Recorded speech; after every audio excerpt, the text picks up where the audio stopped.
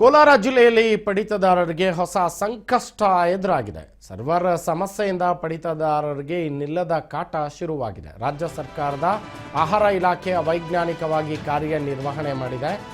ಬೆಳಗ್ಗೆಯಿಂದಲೂ ಕೂಡ ಪಡಿತರಕ್ಕೆ ಕಾದು ನಿಂತ ಪಡಿತರದಾರರು ಸರ್ವರ್ ಸಮಸ್ಯೆಯಿಂದಾಗಿ ಸಿಕ್ಕಾಪಟ್ಟೆ ಕಷ್ಟವನ್ನು ಅನುಭವಿಸ್ತಾ ಇದ್ದಾರೆ. ಹಾಗಾಗಿ ಅವರಿಗೆ ಆಹಾರ ಕೂಡ ಸಿಗ್ತಾ ಇಲ್ಲ, ಧಾನ್ಯಗಳು ಸಿಗ್ತಾ ಇಲ್ಲ. ರಾಜ್ಯ ಸರ್ಕಾರದ ವಿರುದ್ಧ ಸಾರ್ವಜನಿಕರು ಹಿಡಿಶಾಪ ಹಾಕ್ತಾ ಇರುವಂಥದ್ದು. ಸರ್ವರ್ ಸಮಸ್ಯೆ, ಪಡಿತರದಾರರಿಗೆ ಸಿಗದಂಥ ಆಹಾರ ಧಾನ್ಯಗಳು. ರಾಜ್ಯ ಸರ್ಕಾರದ ವಿರುದ್ಧ ಸಾರ್ವಜನಿಕರು ಹಿಡಿಶಾಪವನ್ನು ಹಾಕ್ತಾ ಇದ್ದಾರೆ. ಕೋಲಾರ ಜಿಲ್ಲೆಯಲ್ಲಿ ಪಡಿತರದಾರರಿಗೆ ಹೊಸ ಸಂಕಷ್ಟ ಈಗ ಎದುರಾಗಿದೆ. ಯಾವಾಗ ನೋಡಿದರೂ ಸರ್ವರ್ ಸಮಸ್ಯೆ ಅಂತ ಹೇಳ್ತಾರೆ.